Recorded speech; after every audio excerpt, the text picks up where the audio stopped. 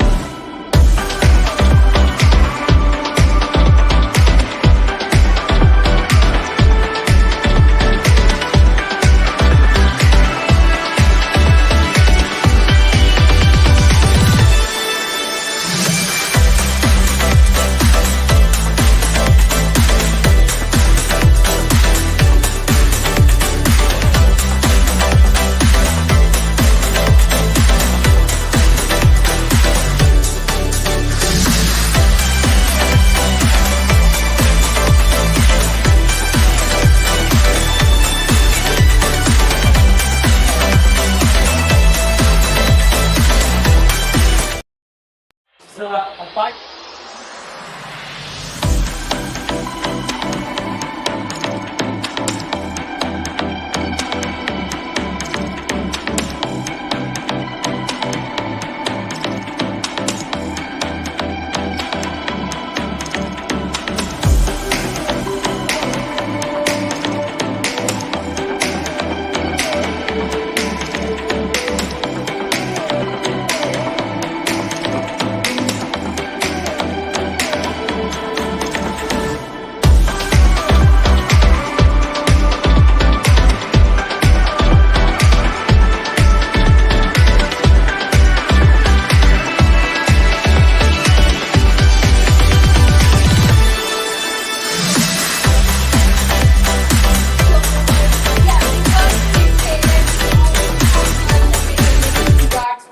Right? So I have a different, slightly different analogy, but you'll get it. Who here has ever seen MasterChef? Australia, India, doesn't matter. I personally like Australian MasterChef better than the Indian one. Uh, you guys have never seen MasterChef. Have you seen any kind of cooking show at all? A cooking competition show? Yeah? At least you're familiar with the concept, right? If not, I'll tell you about a cooking show first. Start up with a slightly, fun topic, approachable topic, then we come to hackathons, okay? Oh. So, in cooking shows, you have a bunch of judges, you have another huge bunch of contestants. All of them, usually in the first round, are told to prepare their best dish, right? They present it to the judges will tell them what they like, what they didn't like, Whoever survives will go on to the next round, right? Another round might be they're given a secret, mysterious ingredient that they have never seen in their lives before. They don't know how to cook with it. But the challenge is they need to make a dish that features that mystery ingredient as their main star of the dish, right? Again, that is a challenge. They need to take it up. Whoever does it successfully moves on to the next round. Another round might be they have a time crunch. Let's say they only have 30 minutes to cook a dish. They need to make, I don't know, some weird. I remember this one dish from MasterChef Australia where they had to make smoked salmon, smoke it with some shit like rosewood, add like masala, this, that, stuff it, whatever, do something. Do this dish in 30 minutes, right? That is another challenge. So, cooking shows usually offer all these kinds of different challenges, right? So, hackathons are kind of similar too, you know. You go to one hackathon, they tell you it's an open theme, do whatever you want, build your creative hack. Another hackathon you go, they're like, no, but you have to use a specific technology or a specific set of, something that you've never worked with, so that this is a sponsored track, so you can make a sponsored hack. Another hackathon might be you're only there for 12 hours, you don't know what to do, but you're still forced to think something new, think in an innovative, creative new way to make a hack, right? So, hackathons are kind of similar to MasterChef, right? That's why hackathons, you cook up innovation. Yeah, see? So, in a cooking show, you have ingredients, right? Food, like rice or fish or bread, meat, whatever. For your hackathons, your ingredients are your tools, your technology, and the challenge that it presents to you, right? So you're using whatever tools that you have at your disposal. You're using new technologies. You're learning new technologies. Sometimes at hackathons. And next is a time limit. There's really cool hackathons out there that go on for 2 straight days for 48 hours. There's a few hackathons that go on for 36 hours. There's other hackathons that go on for 24 hours. Time limits can be anywhere ranging from 12 to 48 hours. So it depends what kind of a hackathon you're choosing, what kind of hackathon you want to attend. That will create, a new challenge for you. Next is in teams. Usually teams in MasterChef at least are divided into red and blue, or like red meat versus fish, whatever, right? In here, you build your own teams. At hackathons, you can connect with people, you can talk to new people, you can find people that you probably will never interact with again if it wasn't for that hackathon, right? So all those people can do different things. There might be one person who's interested in cloud technology. There's another person who's interested in Web3. There's a person who will do web designing. There's another person who will tell you that, they do UI UX designing. You never know who you're going to meet at a hackathon, right? So that's the kind of people that you build a team with at a hackathon. You meet new people, you see new faces, you work together for a span of 48 hours, right? And that's a very concentrated period of time because you're forced to work with that team and come up with something new, think something, that's innovative, out of the box. That kind of collaboration can only be fostered at a hackathon. I don't think we'll ever find that kind of a concentrated experience in normal real world settings. People at the back, the grey shirt, excuse me, is there something you wish to discuss? Do you have any questions? Can you just tell me what I told you right now?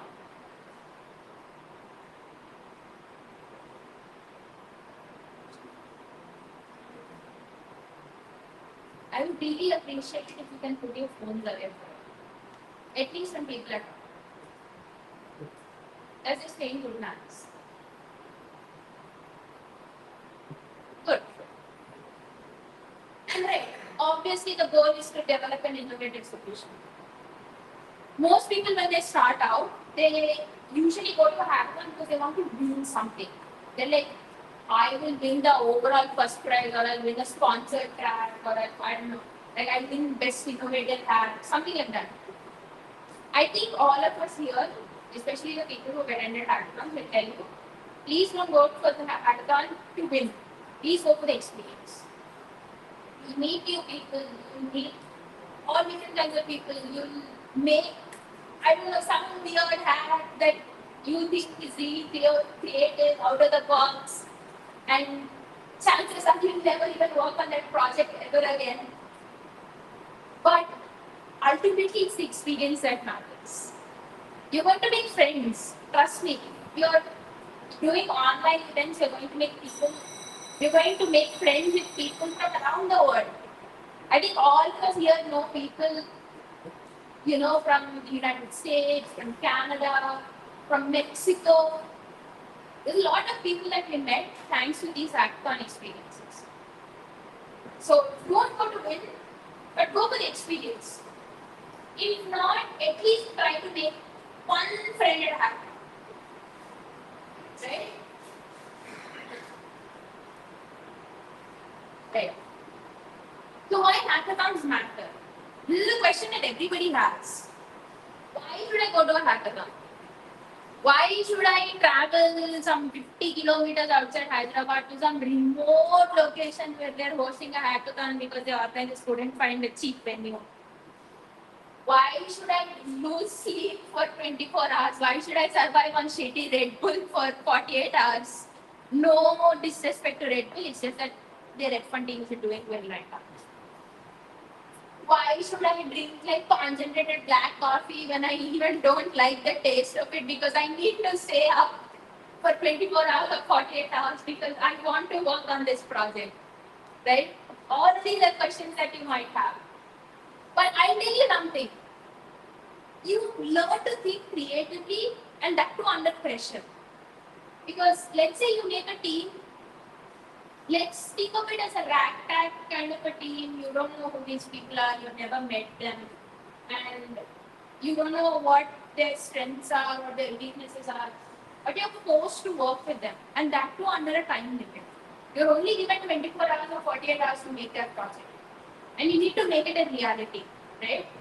So you're under a lot of pressure when it comes to the time frame at least, and you're trying to think outside of the box for that specific period of time. So you learn that creative skill. That sort of creative spark is ignited under that kind of pressure. I hope everybody here knows the saying, diamonds are made under pressure. So you can only learn that if you attend a hackathon. I don't think you'll ever kind of get that experience outside of hackathons. Next, you learn how to solve problems efficiently. Anybody wants to be a problem solver, right? At least when you get a BTech degree, you get out into the real world, people will expect you to be a problem solver, right? If not, at least the mom or dad will be like, "Arey, the bulb has gone out, can you fix that bulb? Arey, there's a fuse that's gone out, can you at least fix the fuse?" Or if you're like a computer science student, some random uncle auntie from their house will call you, "Arey, beta, that printer in our house is not working. How do I fix my printer?" Right? As an engineering student, I guess these are questions that you must have faced anyways.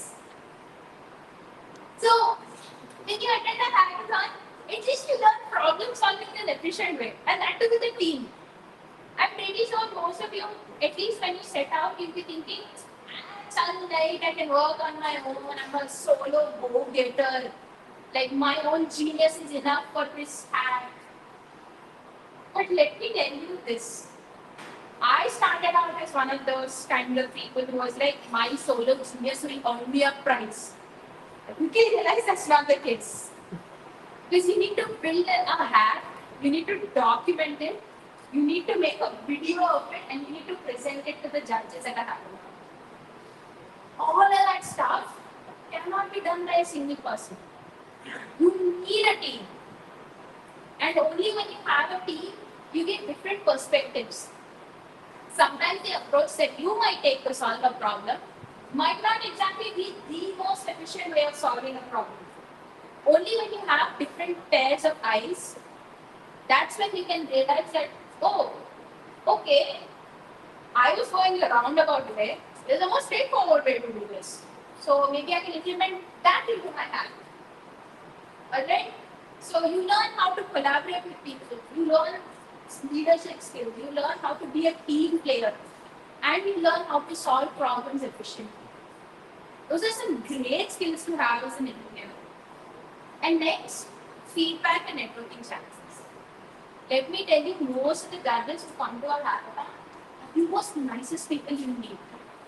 See, they're really nice people. They'll even tell you, this is my Instagram account, follow, this is my LinkedIn, follow. They'll give you all their links.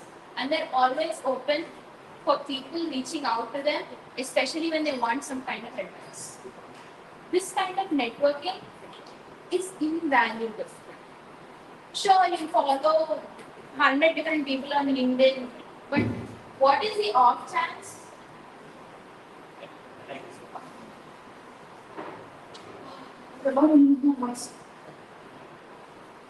Great. So, as I said, you might be following hundreds of people on LinkedIn, but what is the chance that they're going to respond to a DM? Like, you can probably message Ashish Mittal at somebody, and he's going to go, oh, right, I will listening now. That's why I'm done. Anyway, you can, I don't know, you can probably reach out to Anma Mittal, not Anma Mittal. Or you can reach out to, I think who's the guy who made it, yes, a program and me. Ashmi Grover, right? You can reach out to Ashmi Grover on LinkedIn. So what is the chance that I reply to you? It's very minuscule, right? On the other hand, let's say you went to a hackathon. Maybe you didn't win a prize. That's okay. That's never the main goal of going to a hackathon. But you make a very strong impression on one of the judges. Okay? So, you can reach out to that judge on LinkedIn, on Instagram, on Twitter, whatever, and say that, hey man, I was a participant at XYZ Hackathon where you were a judge. You said that you liked my project. Can we connect? Chances are they'll definitely respond. This kind of networking is going to take you so far ahead. There's a lot of chances that the people that you meet, especially the judges, might even end up helping you land a job after your degree. There's a very cool chance of that happening. So yeah, and feedback. Feedback is very important. You make a project, people tell you, oh yeah, it's amazing, and then move on. What have you learned from that project? There's nothing, right? You're going to think, oh yeah, this is an amazing project, and just move on. And chances are you might never listen up. But only when you get feedback, that's when you know, okay, these are the areas that I can improve on, or these are the areas that maybe I can work on in a different way, so that it will help me as an individual and as a hacker level up. So feedback and networking. These are some other really cool things that you get from attending a hackathon.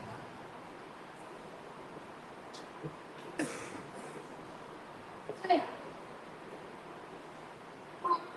Again, this is a really generic statement that you hear at most cooking shows that you didn't flavor your dish very well. Or you didn't use the right ingredients. Right? Going to hackathons is like using the right ingredients and flavoring your career.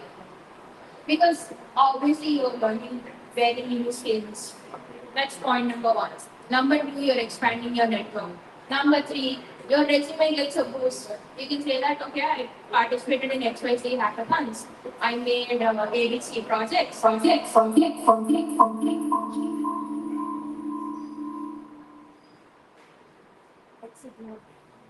Let's ignore that.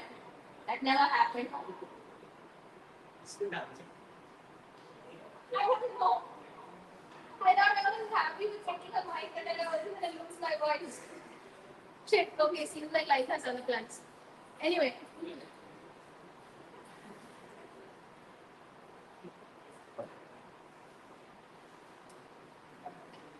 So yeah. Frustrating guys, come on.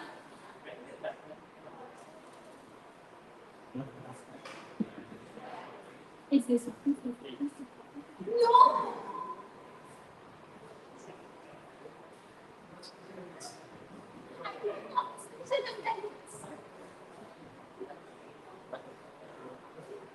Anyway, yeah.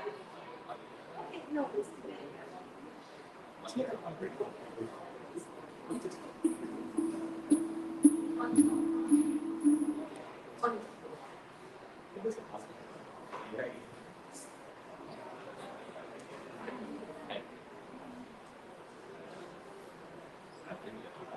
Uh, fine. So yeah, you post your resume and you ignite your passion for industry. This is a really cool thing, right? You continually want to build hacks. You want to keep making the world a better place. You want to keep meeting new people. You want to keep, going to these hackathons for that experience specifically. And those are some great skills to have as an individual and as a professional. So yeah, that's what hackathons are. And at least in my opinion, that's why you should definitely attend Evaramma. I expect people's phones to at least be in silent mode. Because there's a really nice speaker who's coming. And you should probably pay attention very carefully to what he says if you want to know more about hackathons and the experience that you gain from it. I might read this slide, but he won't. So I expect that everybody here will at least maintain the decorum of a meeting.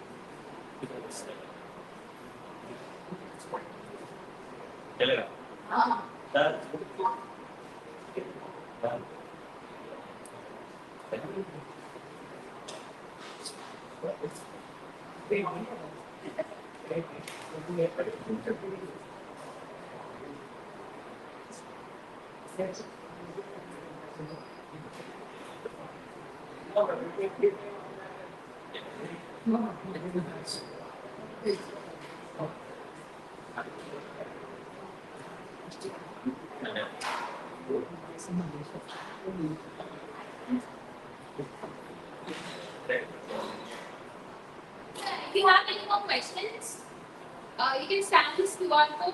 It will take you to a website called Slido, and you can drop your questions there. Also, don't worry, you'll remain completely anonymous. So, don't worry about your name getting out. It won't. Because once you scan this QR code and you enter your questions, nobody knows who entered it. Okay? So, please feel free to use this QR code and drop your questions.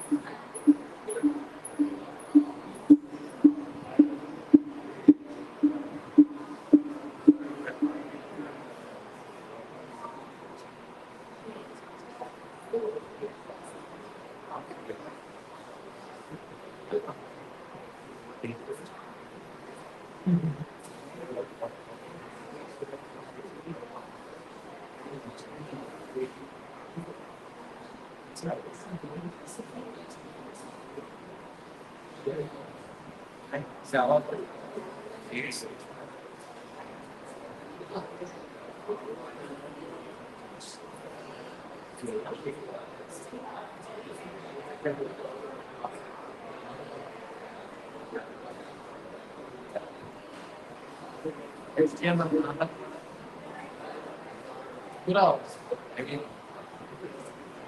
patient है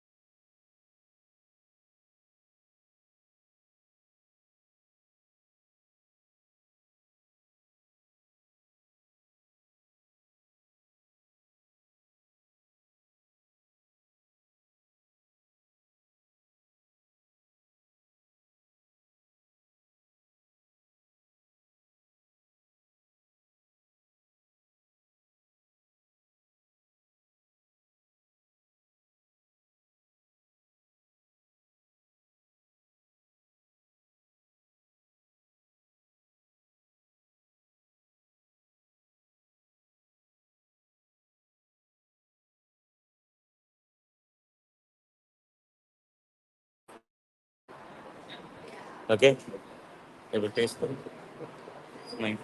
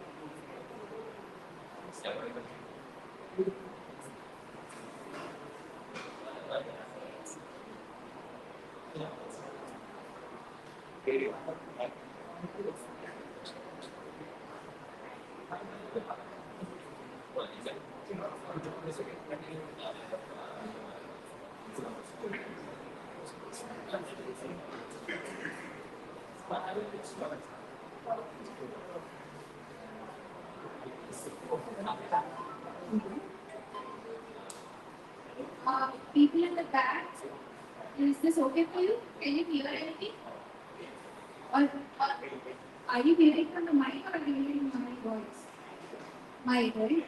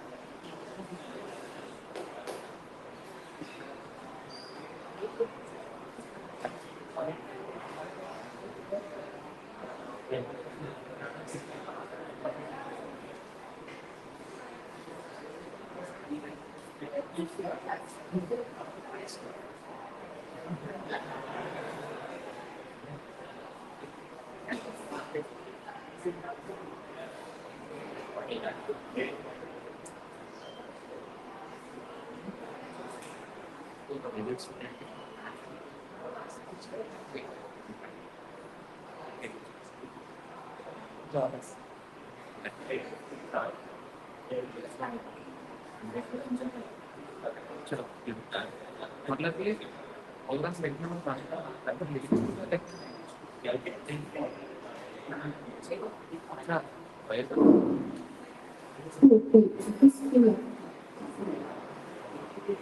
Alright, can I have everybody's attention, please? People at the back. Great. So I hope you all have submitted your questions through this QR code. This will remain open for the entire length of the panel discussion. So in the middle, if you feel like you have any questions that you want to ask, please feel free to use this QR code. Okay? So shall we get started? Who is excited for this? Can I hear a cheer? Yeah. One didn't have breakfast. Can I hear a louder cheer, please? Okay, I take that. So, welcome everybody. Welcome to the panel discussion titled Why Hackathons. So, if you've ever wondered why hackathons, what do I need them for, what do I gain from being at a hackathon, we hope that this panel discussion might give you some insights about the hackathon experience. Okay? So let's get straight into the session. Let me introduce all of our panelists. So first up, we have Ashwin Kumar Upala. Can we have a round of applause for him? So Ashwin is a GitHub campus expert. He was also a Microsoft Learn student ambassador and has also been recognized in the MLH top 50 list.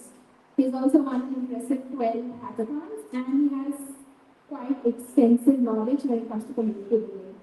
So another round of applause, please.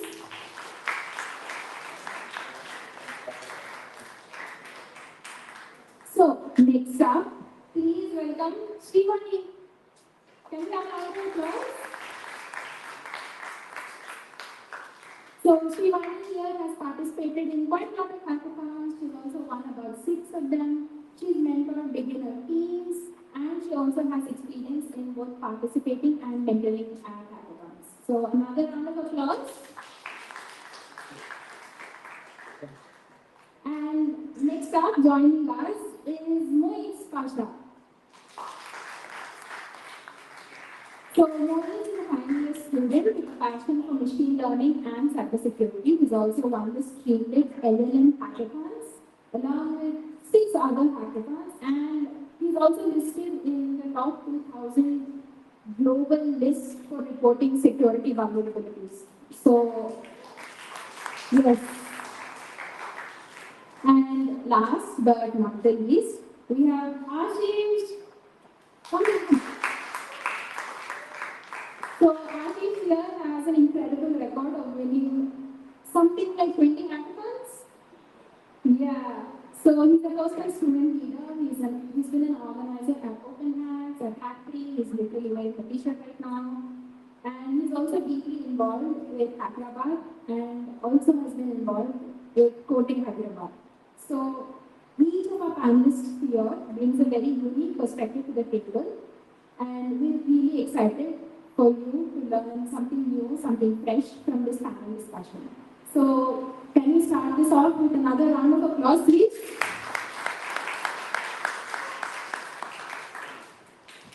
All right.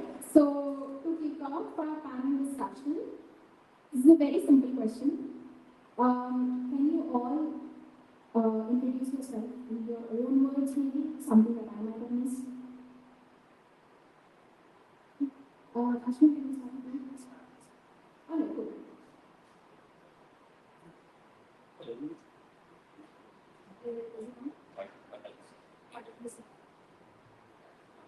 Hello folks, Sridhar Mandalam, over at Hyderabad and as well as coaching student people. I love participating in hackathons and attending tech events or conferences or meetups. So yeah, I have experience in organizing hackathons, being at hackathons, and I will participate in them. Okay, this is this panel. Adventures, am I audible? Huh? Little bit loud. Yeah, I mean, this is not the most fun of the night, but okay. I'm audible, no backbenchers.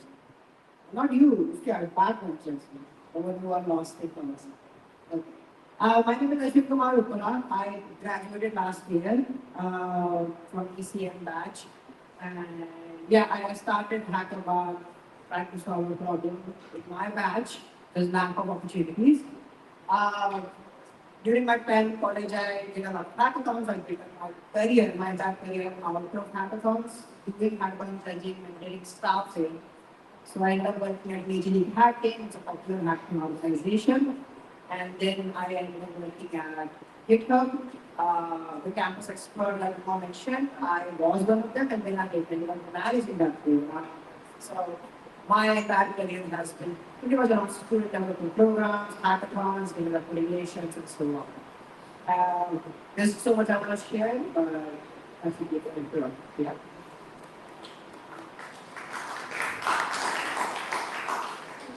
Hello, am I audible? So I'm Srivani and I'm a mentor at AI Club. I'm also participated in a couple of hackathons and yeah, I have been a mentor at AI Club since like last year and I love experimenting new technologies and it's I don't think I need to ask if I'm audible. I'm already loud. So, hey everyone, once again, I guess some of you have seen me at the first session, right? How many of you attended the first session? Thank you. So, my name is Moez. I am currently a final year student here at SNIST. And since we are speaking about hackathons, I love participating in hackathons as well. I have participated in a lot and I've won around 6 hackathons. And apart from that, I also am interested in finding, basically what I do is, in my free time, I love finding security vulnerabilities in websites, which most people refer to as hacking. So that is also something that I do. And yeah, I work in the fields of artificial intelligence, machine learning, natural language processing, data science, and web security, like I just mentioned. So yeah, that's pretty much it about me. And Great. Thank you so much. So, since this is a panel about hackathons and why people should attend them, what they get out of attending hackathons, I wanted to ask you all, what was your first hackathon experience? yeah, you want me to start? Yeah, you have the mic, sir. Okay, so at my first hackathon experience, I attended as part of a team. So there were 2 of us, I guess. Prem is Prem. Yeah. So Prem and I attended a hackathon. That was my first hackathon, and I went into it. Okay, let me just ask everyone here: do you still have any, you know, misconceptions? I don't think we call it misconceptions. I mean, is everyone clear with what a hackathon is? Yeah. Yes? Or does anyone still believe it's about hacking into systems and stuff? No one, right? Okay, then I can continue. So my first hackathon, it was an online hackathon. I guess it was it was an MLN hackathon, and it was an online hackathon which went on for 3 days. So I fully went into it expecting to win. I'm not gonna lie. I went into it. I thought I will build something and we will win because I used to see a lot of LinkedIn posts and stuff saying people participated in their first hackathons and they ended up winning it. Spoilers, we didn't win. So we had to build a website. We decided to go with a sponsored track, and we built something. We built a website which was about helping out students basically. And since it was our first time, we didn't have a great time management and stuff like that. But we didn't end up with it. So at that time, I felt dejected. I thought, yeah, this is just 3 days of my life I've been wasted developing this project. But now, hindsight is a very good thing. Now, that hackathon experience, my first hackathon experience, which I didn't win. Now I can confidently say that that provided me the experience, and when I participated in my next hackathon, I ended up winning that one. So that was how my first hackathon experience went. It was a 3-day online hackathon, which I attended through DevPost. We ended up successfully creating a project. We submitted it as well, but that project didn't end up winning. Uh, that was my first hackathon experience, and I learned a lot from it. I guess that is the main point that we're going to be focusing on throughout this entire discussion. Learning. It's not about winning. It's not about participating in a hackathon and winning that hackathon. Wins will come automatically. The main objective is learning. Yeah. My first ever hackathon was an online language hackathon. It was a 3-day hackathon, and my teammates, like we participated in a team size of 5. We tried to develop a chatbot for LGBT peers. So what happened was, those were the days when OpenAI was just released, and we designed the whole system, like whole chatbot with Figma, and then tried to import it into Workday. And then what happened was like I tried to integrate the OpenAI, but it wasn't so good. Like we couldn't finally integrate it, and it was too stressful at that time. But later on, I know that we didn't win, but we used this experience as for next as a base for our next hackathon, and tried which was feasible. Like we brainstormed too many ideas and learned what was feasible and what tech stack is aligning with the team, and then we tried to build it, and yeah, we win in that hackathon. So I think that learning in that stressful environment is good.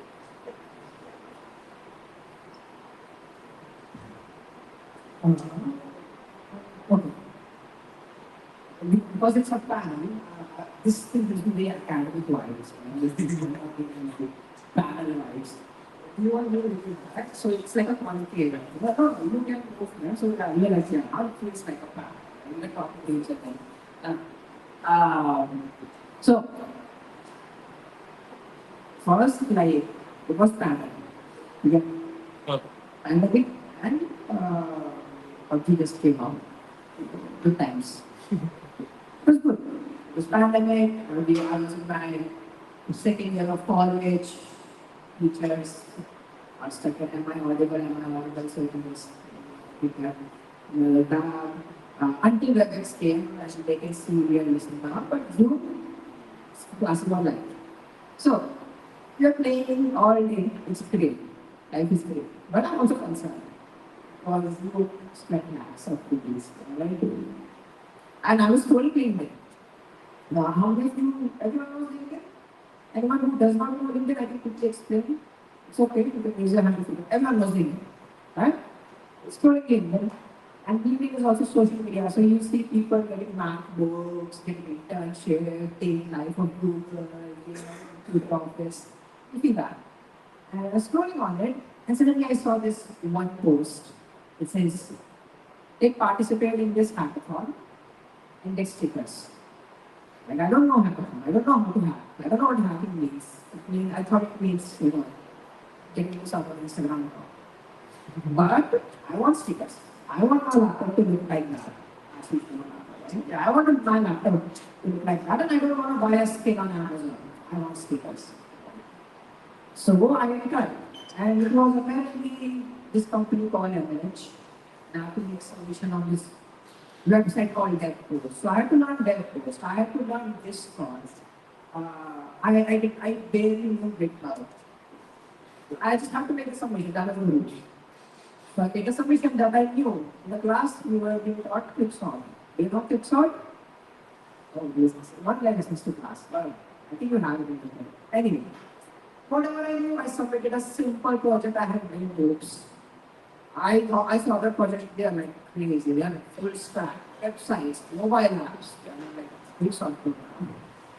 And I submitted it. It does not matter. And this ended as students. And I was surprised. Because in college, and basically in our education system, we are being taught that we have to be the best, right? So I thought, if I don't make the best project, I'm not getting rewarded, but I did for participation. That was enough motivation. After that, like, oh, stickers are great, that's enough. I want to do more. I want to get more stickers. And next time I know, there are prizes associated. Next time I know, I already know DevPost, I already know Discord, how to use them. Now I can focus on finding a team or learning the things. That was my first hackathon experience. I just came for the stickers. I like to call it like I came for the swags and I stayed for the community. Right? So any hackathon event, sometimes we have stickers for you. You keep up with that. That's great motivation. And then you can stay for the community if you like. That's how I started. So back then, I was back then I was very interested in going to events and all that. And Hackathon is going to partner with Code Bear Hackathon.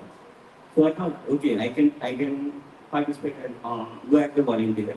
So I asked them if I can participate as a join as a volunteer and this year. So it would be cool if you can experience hackathons so that you can be a better volunteer or organizer. And then I was looking for hackathons and Ashwin suggested MLH.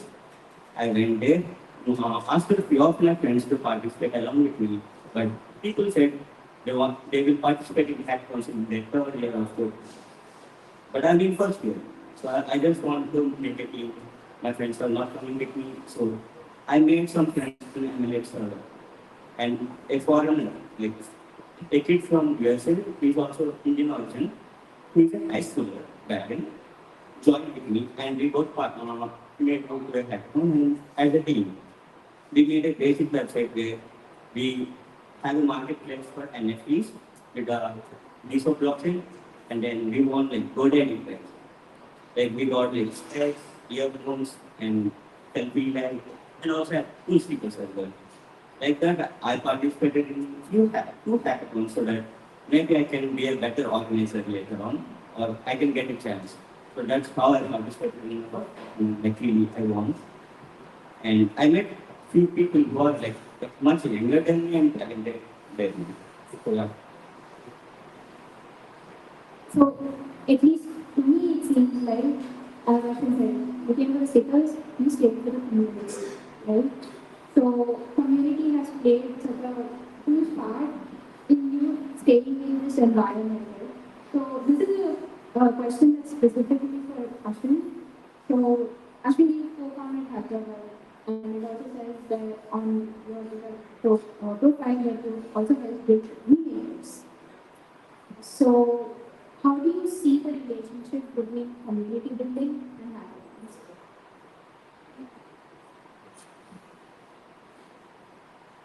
Whatever brings you together is a community.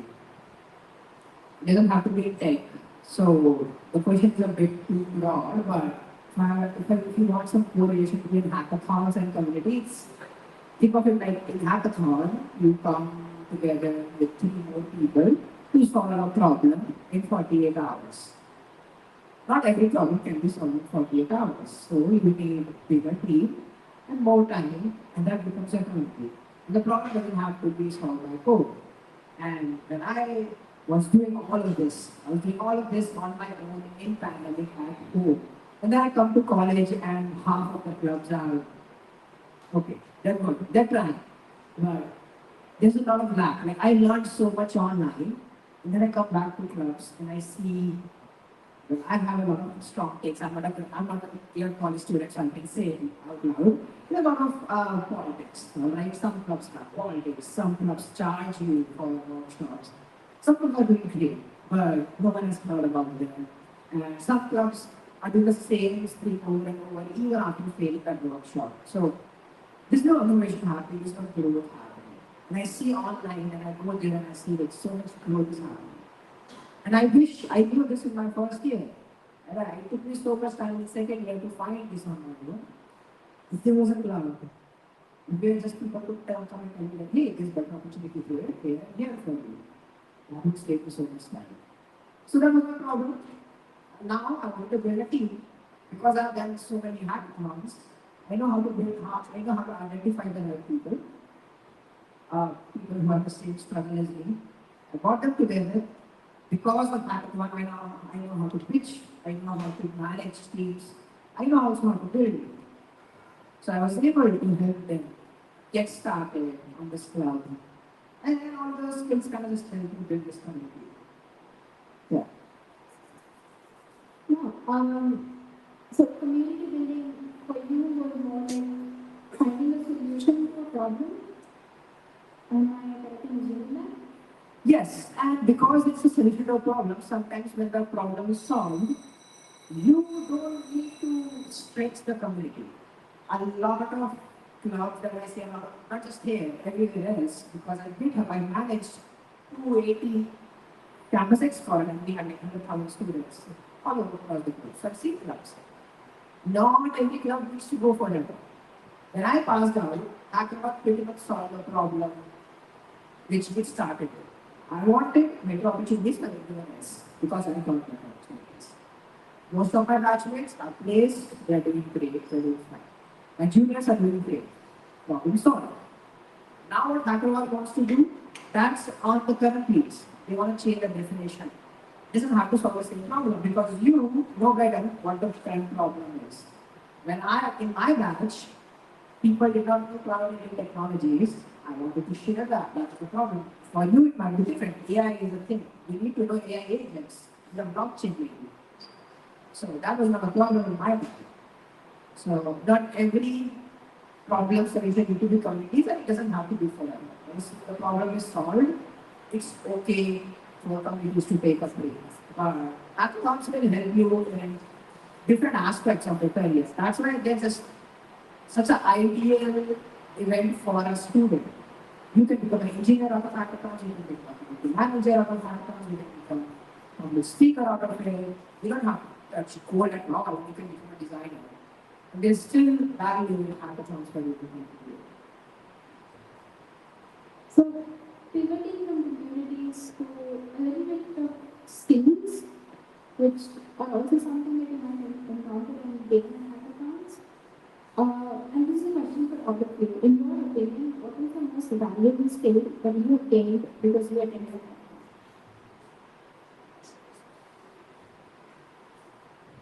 Okay, so is the question the most valuable skill or is it the most valuable benefit? Skill. Okay. So skills, regarding skills, I would say something about the skill part of it. See, in our college curriculum, we've all been learning a lot of subjects. We've all been learning programming, operating systems, computer networks, stuff like that. But the actual application of it, even today, is not taught, I believe, correctly in college curriculum. I mean, it's great. The curriculum goes very in-depth into the theoretical aspects of it. But let's say your goal is to get placed in a company. You are going to be working on a project over there. So, I mean, if you are going to be placed in a tech role, as in a coding role, you are going to be working on a project over there. So, for that project, in order to manage, know about Git, because a lot of engineers are going to be working on the same project. You need to know about Git and GitLab. And in order to communicate with those other engineers, you are going to have to learn about tools like Slack and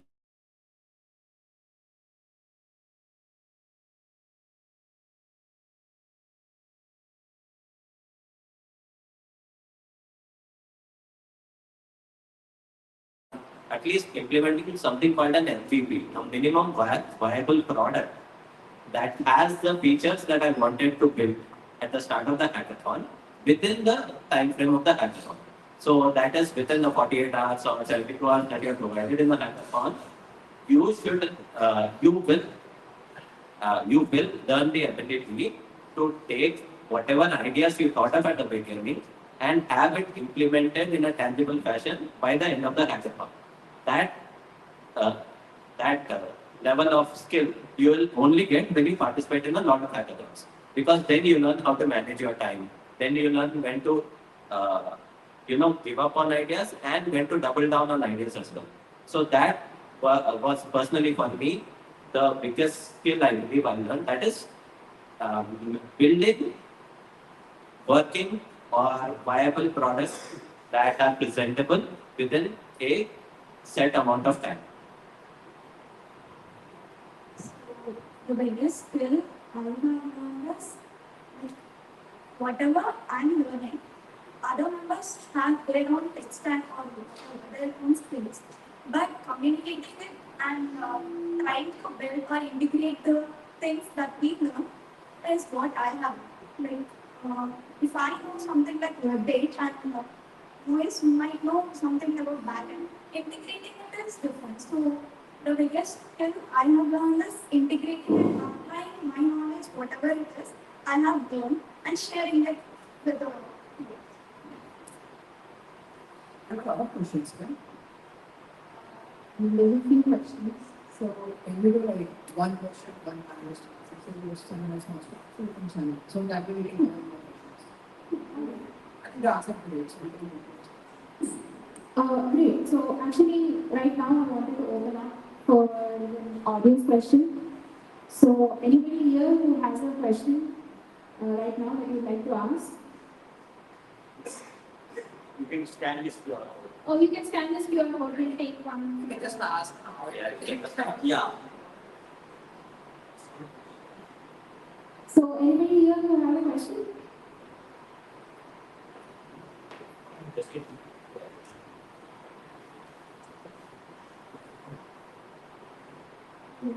So, Charles, we are having a lot. What do we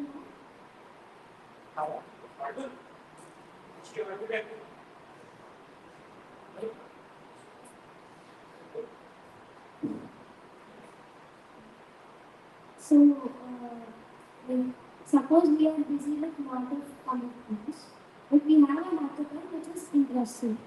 And suppose we have a team already, but none of the team members have the right skill for that particular hackathon. Like they need a particular skill for it. And there is a time constraint for the hackathon. So, what should we do in those cases?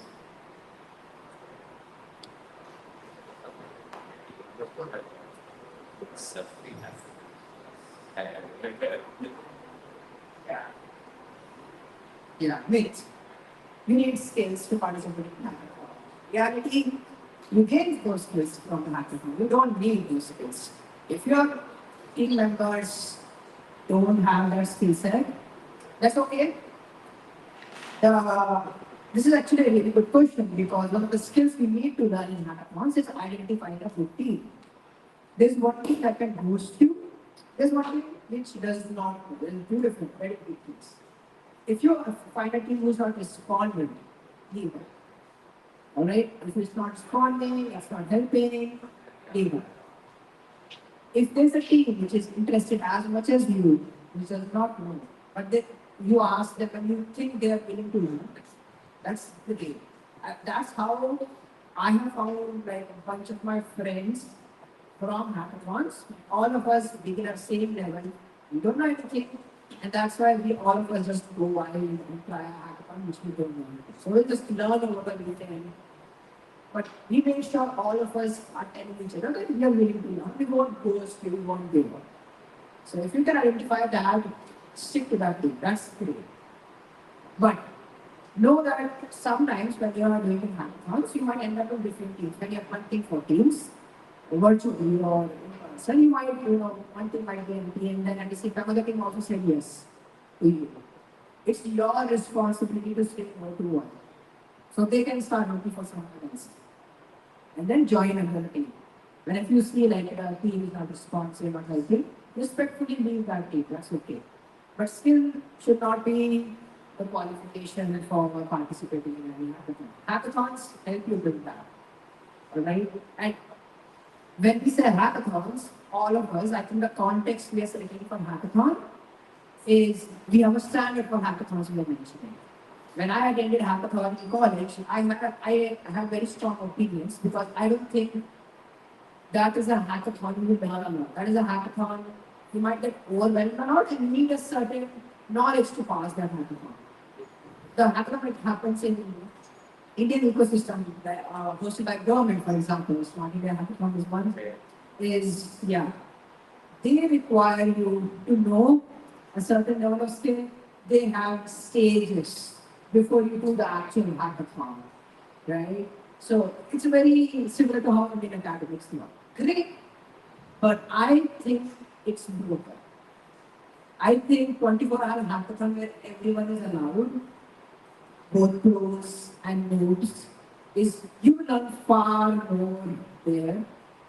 Given it is organized by a good organization, so if it has the tag of like MLH, their folio, their post, it means it's proven and it might be a good hackathon. So the context that we whenever we mention hackathon, it means we are not talking about hackathons organized by Indian academies, which is like 12 hour, 8 hour. There's no 8 hour hackathon. I mean, it's a hack.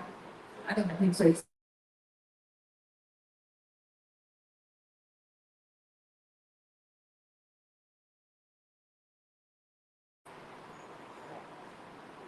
Does anyone add something on it? This is a great point that Ashwin touched upon, and I would like to branch off this to distinguish hackathons, ideathons, codathons, and what most people refer to as hacking. So, I guess everyone knows what a hackathon is, so I don't need to go a lot in depth regarding the hackathon. I hope my explanation was enough for you. Yeah. Okay. And then there is something called an idea.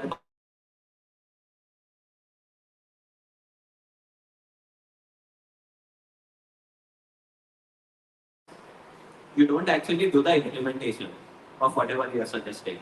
You show how it can be implemented.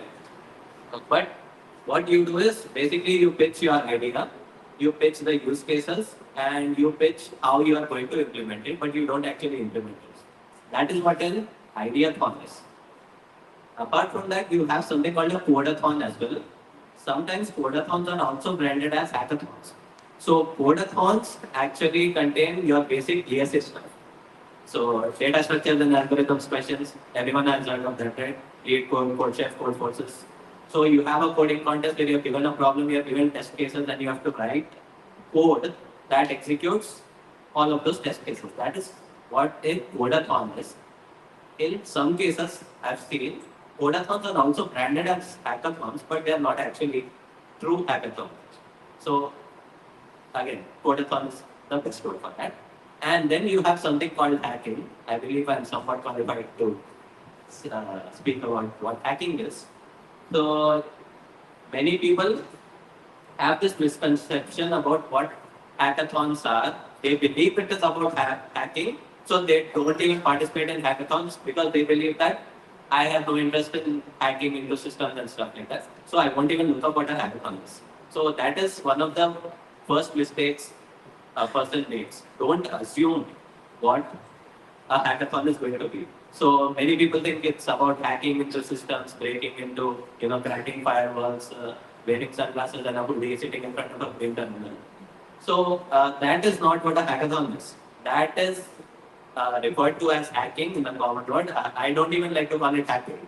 So there are actually challenges like that as well, where you are required to crack into systems. Those are called CTFs, capture the flags.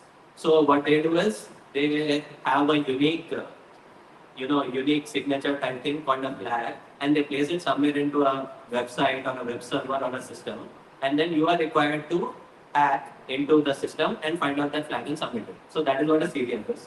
I just wanted to clarify the difference between hackathons, hackathons, codathons, and CTFs. Okay. Yeah.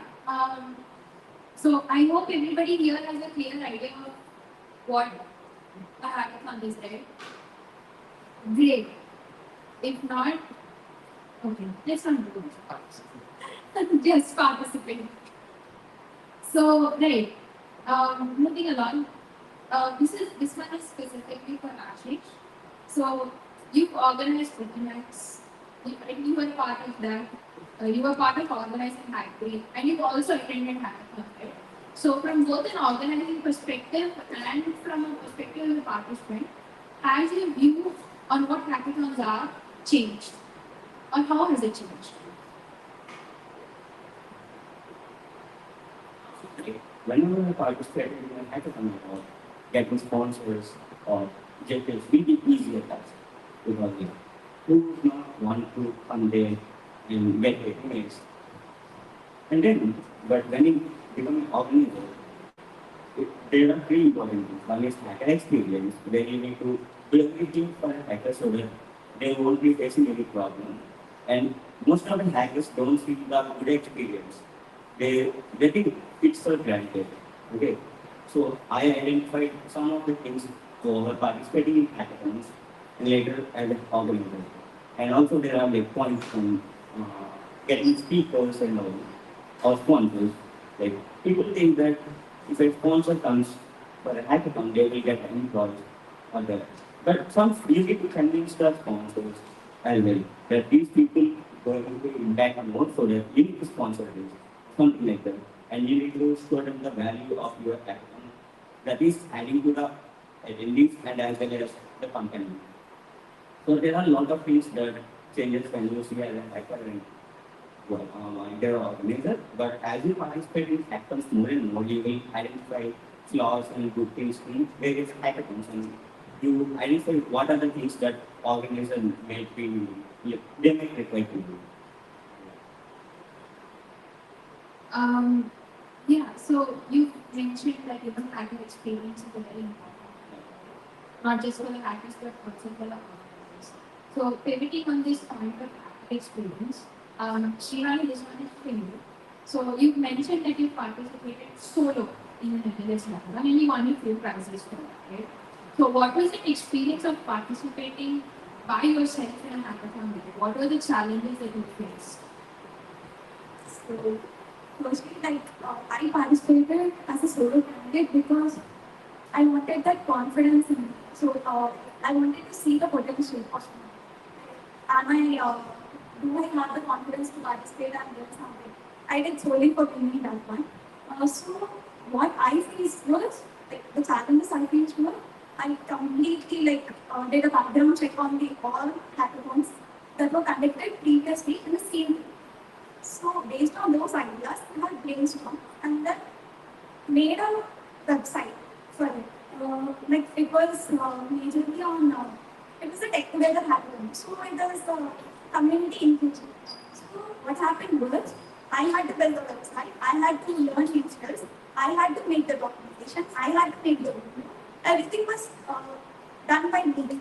So the time management skills and how to present the things and how can I build it feasibility like everyone can use it or like maybe how this community website can be used to everyone. That was main idea. But yeah, so time managing all these things like presenting and documenting everything was a bit tough. But I managed them with made the website in a period of time. That's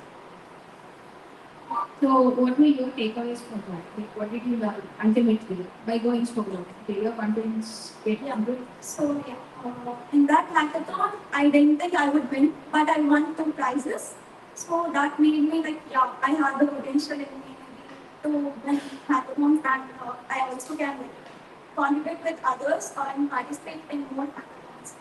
So that was I built the confidence and I learned some new skills in the terms in that community. It's really nice to hear. And I think everybody does want to level up, everybody wants to speak up for an academic. So I'm glad that that came through for you. So next is, this is for anybody who wants to take this up. Since all of you here are mentors, you mentor and right? So what is your take on the debate of let the participants find their own way versus let me just guide them to do what they can, but just in a better way?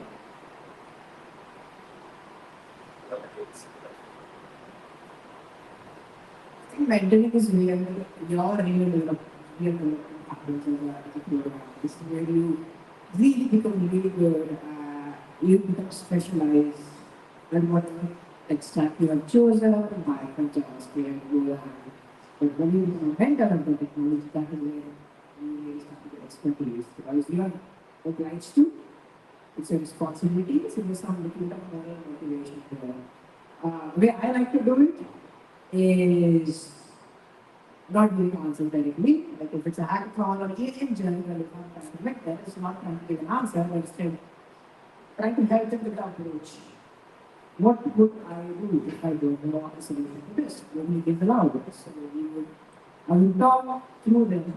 It's similar to how an interviewer might do it in an SBA interview. They don't check your skill, they check your approach and your thought process.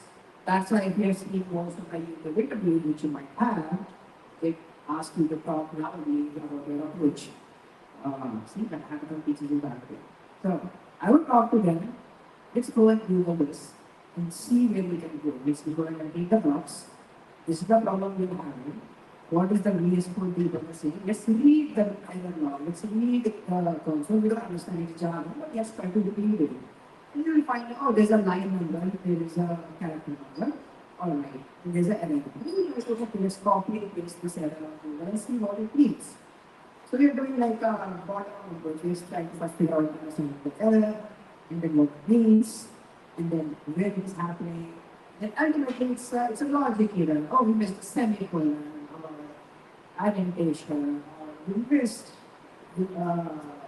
initiating or something. Eventually we find that oh, this is why it happened. The next time when it happens, then I'm not there. The user knows that error. They remember that error. Oh, this error, I saw this before. Because we spent so much time on this thing. So now they know the error. Next time they know, oh, there must be somewhere a semicolon missing in the problem this way. So if I just comment there, oh, you're missing a semicolon, they don't know how it happened. So the approach that is what is called as vector. Can I just help me or not? And I was happy, and I have problems, and I would join like the mentors or the staff, and I'm like, hey, I'm stuck in this. The good ones will ask me, will try to run through me rather than to solve the problem. Because as a mentor, you also don't know the code base. You don't know what the user has written, what the hacker has written. So you need to understand the code base, the guidance, you take their hand and you take them through that whichever. You know a little bit, you just know a little bit more, that's it. As a mentor, you're not expected to know everything. You're not expected to know assembly or anything, or you don't have certification in that. You just know a little bit more and you can talk. You can express what you know.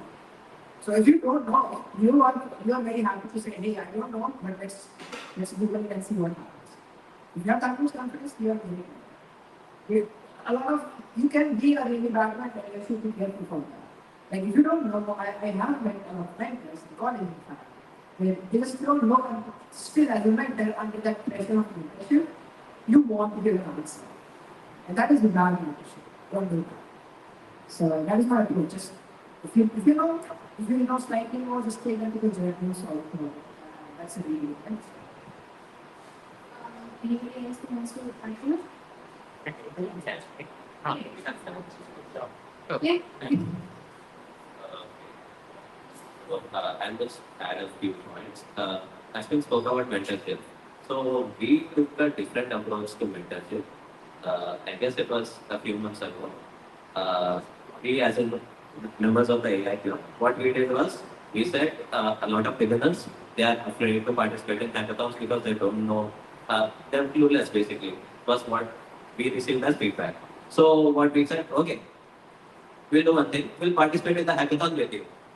So we created teams which had, was it 3 members? Yeah, 4 teams. 3 of the participants were complete beginners. Complete beginners as in this was their first time participating in a hackathon. And the last participant was one of us. Because we have participated in hackathons, we thought, fine, we'll participate with you. We'll do it in a way that how we normally do things. That is, we'll divide our work among the team and then we'll be there to help you out as a member. So what we did, speaking about the team that I mentored, we had 2 juniors in our team and they were complete beginners. They were in their first year, I believe. One was in his first year, the second was in his second year. So I created a Google Meet for the hackathon. It was an endurance hackathon again. I said, you give the ideas. So they gave a lot of ideas, and then we discussed all of the ideas. Then we selected one, and then what I did was I divided the work equally among all of us.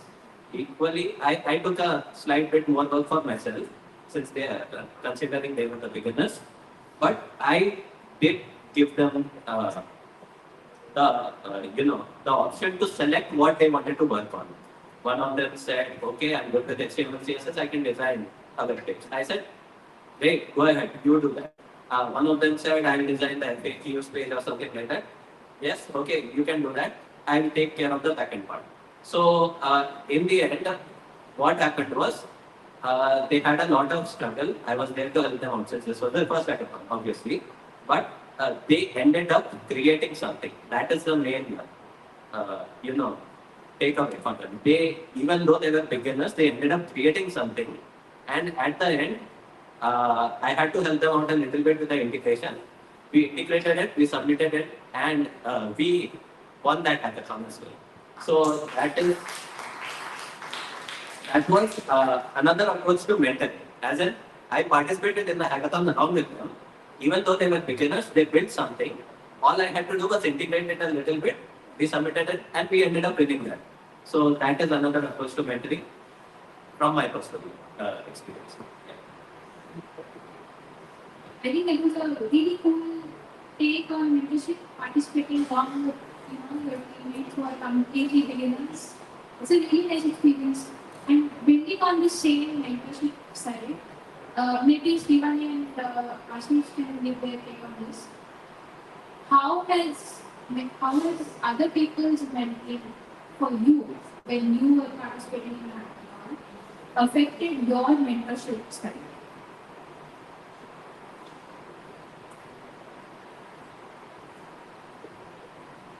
Well, I don't have a clear mentor, but whenever I get in error or something, or I have a doubt, I approach people who have experience with before. They might be participating from another team sometimes, or they can be like one of the mentors that are present, or maybe not even related to hackathons. So when I ask them, they will, okay, this is the documentation that I followed back then, and this is still an issue. And look into this. Some people say like that. Some people would like, for example, Britney from MLH, when I said when making small project, she was like, okay, explain how you are proceeding with this. And then I explained that, she was like, okay, you did this, okay, then why is this not? So there must be an error over there. She basically, she reversing the thing of the flow, how it is going, and then help me realize where the error is and how I may be able to solve. So the same thing which I try to do whenever I am like I try to go with the participants and go see the code base or read it and along with them and then understand the flow. And then okay, reverse engineering. If I see the problem and they see the problem, we identify the problem and then we try to solve. I will give them some clues like this might be happening here or you can maybe instead of doing with this approach, you can try this. But we never suggest you to solve the entire problem. You just need to show them the way so that they can go yeah, that path and see what are the obstacles that they will face. Yeah. Anybody else? How many of you have done marathons here before? At least one, at least one.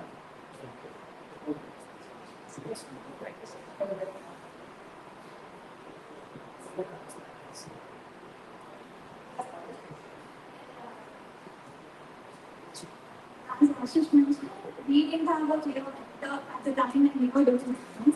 But the only person who had experience in hackathons was Ashish. So yeah, he helped us. I need a flow chart whenever I do something. I need like this step, next this step. So I actually maintain a flow chart for anything. So based on the experience in that hackathon, I know that even if I get some glitch or some problem in a hackathon, I can reach out.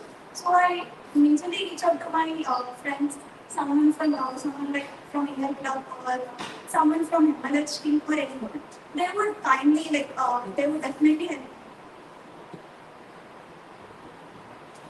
Should we get into all these questions? Anybody here who wants to ask something? No? Oh, there's someone.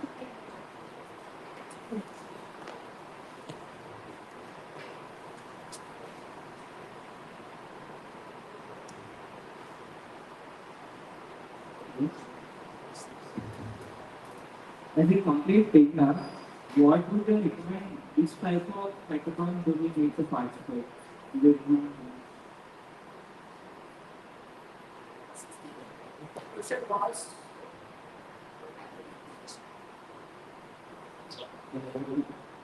was, as a beginner, what type of hackathon we should be targeting? Go for a hackathon which does not give you problem sets. So you can you create a problem and you try to solve it. Go for a hackathon which does not have a problem set. It is at least 24 hours, if not 48 hours. In person is great. If you can travel from it, sometimes they reimburse travel hackathons happen in Bangalore, Hyderabad, Gujarat, across India. In person, 48 hours, it should be free, it has to be free. If it's paid, it's not a hackathon, it's a scam. Alright? Free food, there will be free food, there will be swags. This is a really core science of hackathon. And you will find them. You go to mls.io/events, devfolio/events, or devcodes. Just Google it, in-person student hackathons in India. You will find it. Go for in-person, it's a great experience. We had a few months ago in Hyderabad, so it's not uncommon. Technology-wise, it shouldn't have been a technology hackathon. You can use any technology.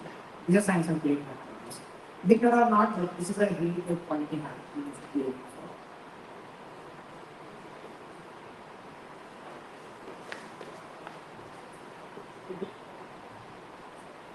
Just simple answer.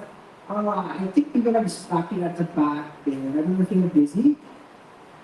If you're not interested, it's okay. You can just go out and do your work. If you're busy, yeah. It's okay. No problem. No harm. But it's okay. See, I get it. I used to run my chemistry classes with myself. I used to remember benzene and Armstrong. So it's okay. You can just go out. You have to live and do that. You'll get free attendance. You get free attendance. Right? But you are disturbing the people around you. Don't do that. Right? Thank you. Yeah, so let's say we have an idea, which we actually do, and then we kind of participated in the hackathon earlier. So the next step, is it to go for a hackathon and build on our skills and then go for one? Because we're literally doing nothing. So would you recommend learning some skills and then building on whatever we have and then go to a hackathon? What is the approach? Yeah, as a beginner, this is so common. I did it myself. You spend too much time thinking what to do instead of getting things done. So your YouTube history is full of best programming language in 2024, one excuse with the first money, you spend too much time figuring out which is the best. And I have done it myself. It's called the tutorial hell. Google it. Just go down that rabbit hole of one after another, figuring out which is best. And you don't learn anything in that process. Right? Just start. Just pick anyone. You pick one. That's it. You just go all in. There are two types of learning shapes. One is called pie shape learning. You should do that as students. Pie, not analog pie, 2.14, 3.14, exactly the answer. 3.14, the pie shape, right? Pie means you try to learn a little bit of everything, and then you pick two technologies or two domains, and you go all in. For me, it was cloud native and web. Just went all in. I went Python, I went JavaScript, Flask, Jinja. I picked Python. I went all in the rabbit hole with Python. I went Jinja, Flask. So I'm so good at Python. I can build a full stack app and deploy it. JavaScript, maybe not. But I went using Python. Then I went to cloud native. Never thought about it. Saw conference and stuff. Then I'm like, all right, Docker, containerization, Kubernetes, but just simply, I will not stop first. I found like it's not interesting. You know interesting. But 2 months, 3 months. So you would recommend working on an idea and then learning something and then going on hackathon? So again, you are trying to figure out what to do next. You have an idea, and then again you have to figure out what should I build? Should I ideate another one? Should I do this? It's not the same idea. We just want to know what to do next. Literally just Okay. So you have your idea, you want to build it. You're confused on what? confused on how. How to do this? Just participate in hackathon. That is like, see, you know the ultimate outcome. You have an idea, you want to build it, bring it to reality. You have multiple routes: incubation programs, boot camp, some mentor, or your own, or hackathon, like it's like that. Hackathon is free, it provides you with everything, and for students available, makes sense. From A to B, you don't know how to get there, right? Hackathon has mentors, it has team. The hackathon will give you the 40 hours, you will figure out how to get this done, right? On your own, if you're a person which is very difficult for you to do on your own, different kinds, some people can do it on their own. If you're a person who cannot do it on your own, go for an event like hackathon. That is one of the options, right? If your idea, because ideathons give you big ideas, not 48-hour ideas, right? It could be an entrepreneurship idea. Then incubation makes sense. And go to T-Hub, there are the events there in T-Hub. Incubation makes sense. And if it's I don't know, boot camp or anything like that, I take that too. So, but don't take too much time on deciding what. This is a bigger problem in general, not just hackathon. Even after this session, you might be thinking, which hackathon is nice? The whole purpose is defeated. We asked you to do hackathons, you ended up spending time figuring out which the best. Just pick. I said the idea hackathon is in person, it won't happen in the next 6 months. If India is happening in December, in December in Bangalore, you don't wait till December. This weekend happening virtually. There are many happening this weekend. Start. You get the flow, you get the idea of it. So by the time in person the idea happens, you're prepared to have fun and do it best and work.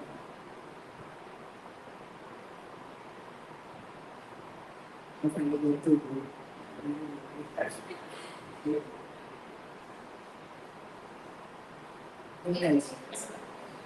Yes.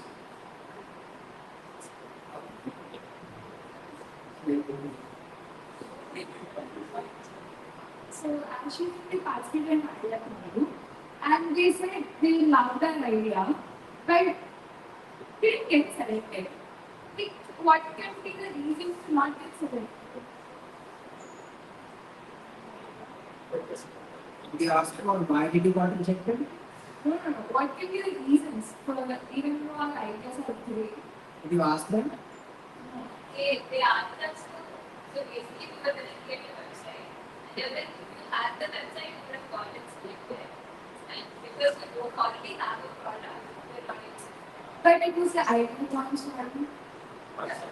Who's they? Yes. We were going to select not a college, now. Okay. End of discussion. See, when I started hackathon, it's kind of controversial. Controversial in the sense we don't do stuff in the college. Most of the things happen outside because it's my perception and that's how I build career. That most of the opportunities are out there. And in my term, I was so energetic and I wanted to reach out to seniors like, teach me. Everyone is busy. And then I look up their LinkedIn and they're successful, really great. And I'm like, what is wrong here? If they know opportunities, why can't they just tell people? One, they don't have time, understandable. Second, they don't have a process to think. They don't have a way. So the reason I started Hackathon was similar to this. We don't have events in college because we know the restrictions in college, the time we spend, and also let's be agree, we always give up. Alright? So it's not worth the time we're spending, that the team is spending, that we are going to create 24-hour hackathon and the audience is there for free attendance. I don't mind that, but come on, I'm not going to do it. So that is why I have been bullish to, even as a student, just start bringing the experience outside college, start experiencing stuff outside college. There is huge opportunity there. A lot of like-minded folks, and you have the freedom to say no, but just not obliged to sit. I understand college events can be overwhelming and sometimes you're obliged to sit for the attendance or if your friend is there, a lot of things, right? But when you go outside, you don't have that. You can say no to things you don't want. You can attend there in 2 minutes. And you get the taste of professionalism. All of that is helping in my career. I don't know what happened in the hackathon when you got rejected. Normal standard approach and standard advice is ask why you got rejected. You got why? Next time you keep it in mind.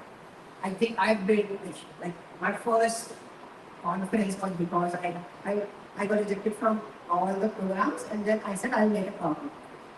How I got rejected from all the programs and that will actually help you with there's a lot of value in feedback. Whenever possible, ask for it. And if you still feel that you are doing great, the feedback is incorrect, then maybe that event was not up to your expectations.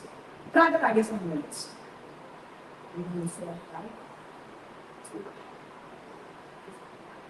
Anybody else here? That answer your question? In that, Come on, boys. All girls are taking the school. Do some hard question. Yeah. According to you, what makes the idea to win the hackathon? How should we do? According to you, what makes an idea win a hackathon? Ooh. Yeah, but I wanna because we have it's been a while since I didn't have it. I wanna ask them to share. Right. Whenever you want to make a project in a hackathon, there are a few things that you need to keep it in your mind. One is, of course, we take great ideas to be great, but what defines great we don't know. And every hackathon has a theme. Okay. So whenever you go on with the theme or you solve something, a problem kind of thing related to the theme, it adds more points to your creativity and your idea. So that's one thing that we need to keep it in your mind. And the implementation part, like, and there are some sponsor tracks as well. Like, so suppose Jay is coming from ABC company, and they would be very happy if you are able to implement ABC technology in your hack as well. So there are a lot of factors that are included. One is your idea should be solving something and it should be fresh. Like there are like if you take education website or a website where we can get tutorials, it's the most common idea in a hackathon. And it's not going to add any creativity points or anything to the project or team. So one should be creativity and it should really solve some problem and feasibility. Like for example, you want to reduce global warming and then if you say we deliver goods on petrol or maybe bike instead of doing like mass transportation, it's not solving the problem. And there are a lot of other things that you need to keep track of and then you need to like expect what type of questions the judge might ask and get ready with the answers that you want to answer them. And that will help you a lot when to make a your project.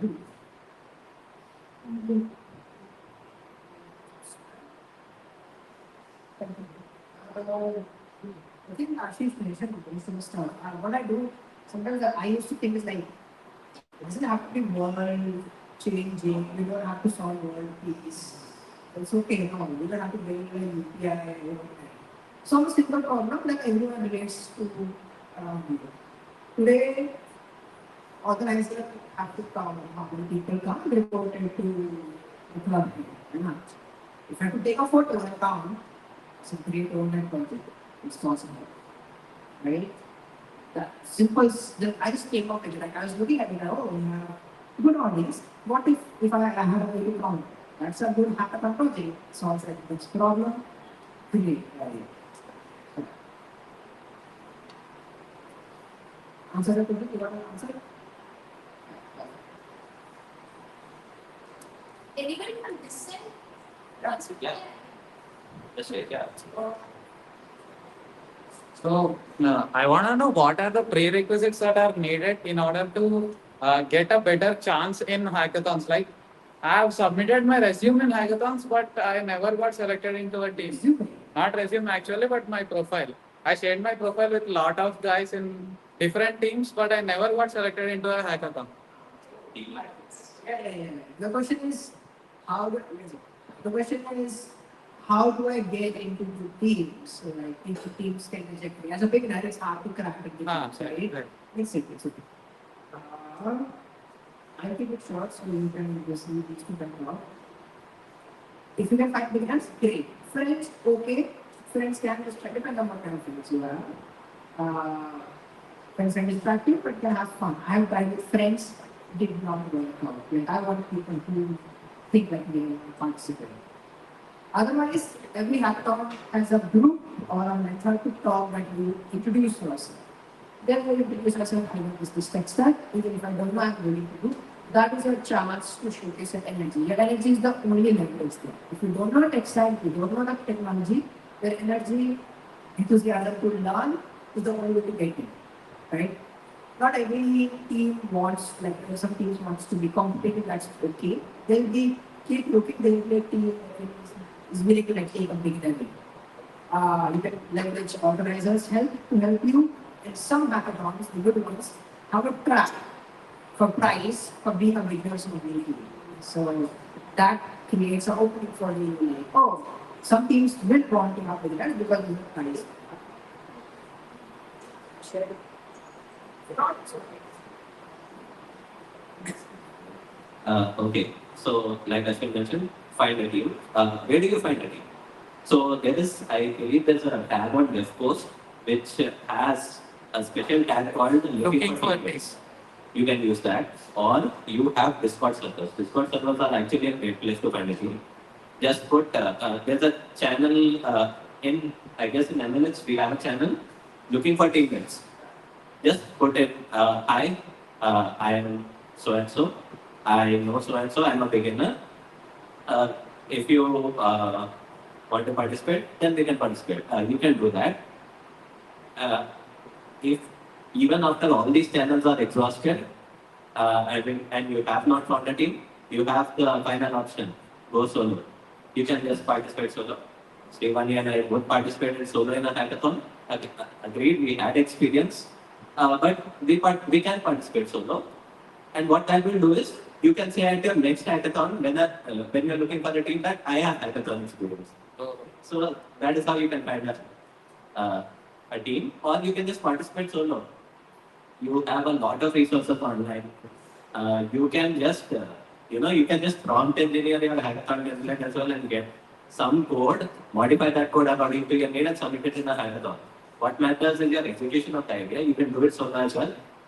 And like I mentioned, you know, you're looking for teammates in DevPost and Discord. You can also use an Acrobat Discord if you are into a bar. No, it's English. Yeah. We have time for one last question. So, One last question. What are the parameters to be considered before you are deciding on an idea? Like, one of the most important parameters that I consider is feasibility, right? That idea has to be feasible to be implemented.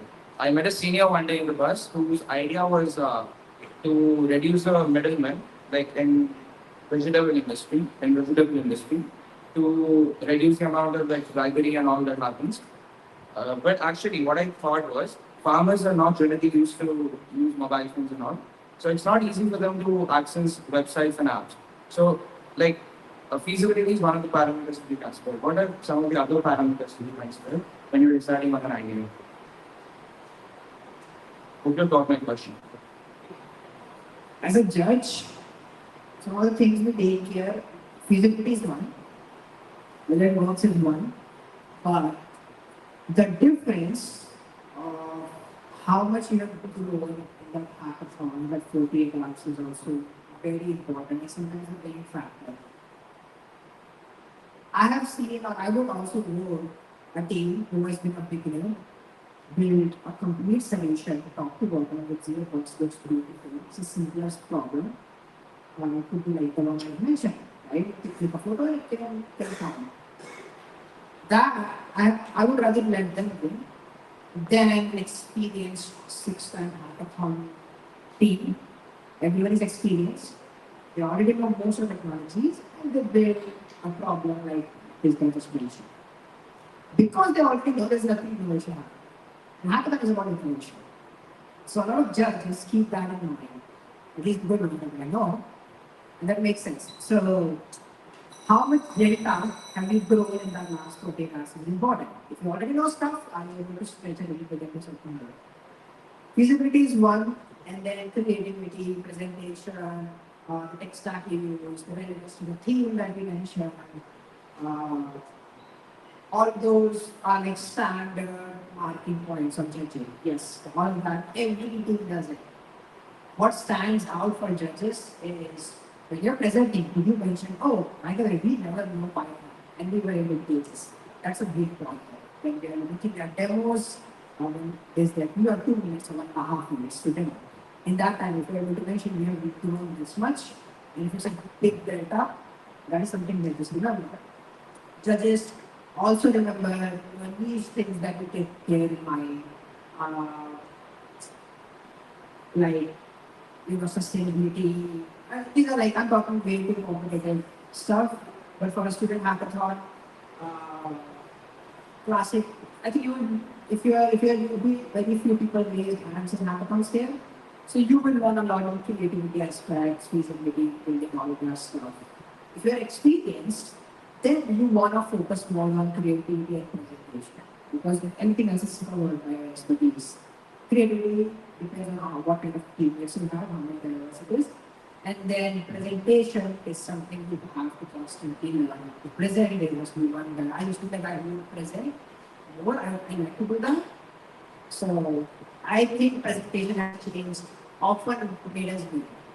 Presentation changes the way about the product. So that is something most of the hackathon teams don't spend time. They spend too much time on making the last commit, so the processes are fixed before the deadline, and then you have only half an hour for preparing for the demo. You did not know, there was no single guy assigned to know for demo. They were just preparing for the one demo was the most important, not the most important parts. And then they also check how model is your solution, like how in reality your solution can be used by other users. That was something that was like checked in mind. Regarding novelty, I guess in a lot of hackathons that you visit, everyone is going to be building an online course website or something like that. And again, adherence to the theme. Let's say the theme is inclusion or inclusivity. Build a website that will promote inclusion, and you go there and you build a smart garbage composting something. That won't work in a hackathon. I've seen people like that. Yeah. So that is one point. And regarding the point about the demo, that was actually the reason I believe that my first hackathon experience went and it didn't win.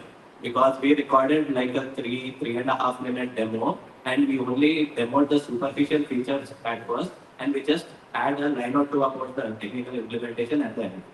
So I believe we lost out because of the demo, even though there was a beginner track. Some other team won. So it's like, send me this pen. You have you have everything done, you have your project built, but you have the hackathon judges, they don't know how much work you did. You know how much work you did, but the hackathon judges, they don't know how much work you did. So you have to tell them in your demo, we had to learn this, we had to implement this, we had this idea, and that is how your idea actually makes it to the top. Any other questions? Okay, yeah. Well, feasibility doesn't only mean that if it's going to work out in real life or not. Because hackathons are for innovation. So the innovation involves rebelling against something. Like, for example, you mentioned that farmers won't be interested in having middlemen, like little less middlemen. So even if it's not going to work out in a real life, it's trying to solve some problem. So the feasibility that they just also check is if it's going to increase the cost or something or the toughness of something. That doesn't mean feasibility in the real world. That's this kind of feasibility will be checked in startups and all that, but not in the hackathons. Hackathons, they check if it's going to work, like will it be helpful even if they implement it, or is it increasing the cost, or is it the like where's your nose? You don't say like this, right? You show it like this. So yeah, if it's decreasing the like complexity of anything, then it's a good idea. So yeah, I think we're done with the audience question. I believe you answered that. So thank you so much, everybody, for attending. Special thanks to Ashwin for making it all the way here. So yeah, we really hope that you all learned something new, something great, and we hope that you can take all of what you've learned here today and please go participate in a hackathon. We actually do have a resource for you. Unfortunately, we can't show it right now because we run out of time, but we will be posting it in the LHW group. It's a compilation of all the events, all the hackathons that are happening in the near future, starting with this weekend. So we hope that you all can participate in a hackathon this weekend, maybe learn something new, uh, who comes from the community background, making friends. So yeah, thank you so much for attending.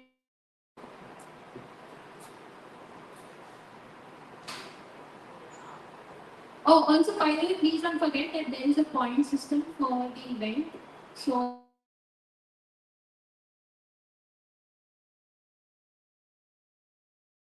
later using the hashtag LHW 24, you gain some points. And there's also a form where you can submit all your posts and blogs and projects. All of that will contribute towards gaining more points. People with the most amount of points stand a chance to win something exciting. So yeah, thank you everybody for attending. We hope you had a great time. Yeah, you're all free to leave. If you want to stay, ask some more questions. We're always here for you. Thank you.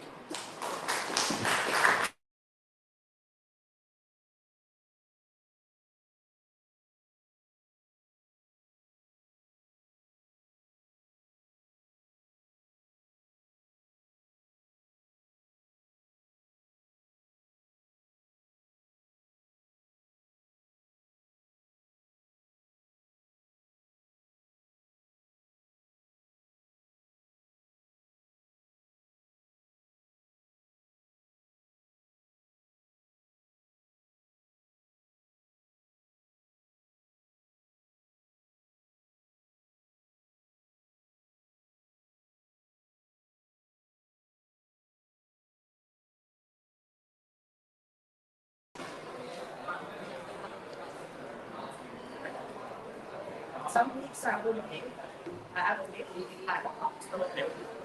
college club, certificates, then the online certificate.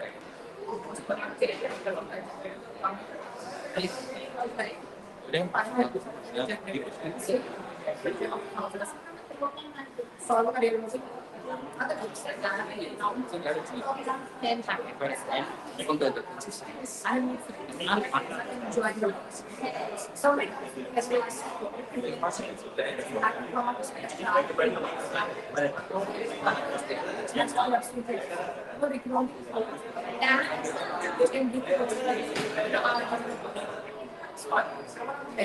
on me.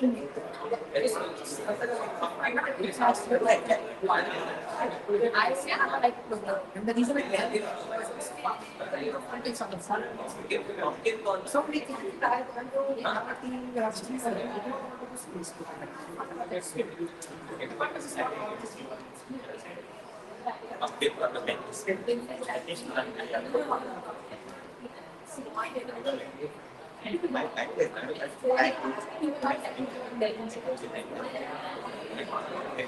to